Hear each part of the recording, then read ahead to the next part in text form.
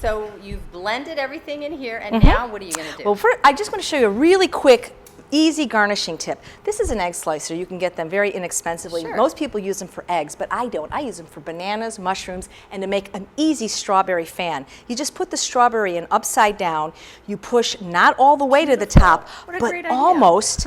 And then I've got my fan, and it took like a second instead of cutting each little row. This has been processing. I'm just going to take the top off the food processor, and I'm going to pour it in a little pretty dessert glass. Now, this is very thick at that right now, mousse. but just realize that when you refrigerate it, it's going to get even thicker and more delicious. Beautiful. Now, you can also use this to fill a cake, and you can also put it in a prepared pie crust. It'll be delicious that way too.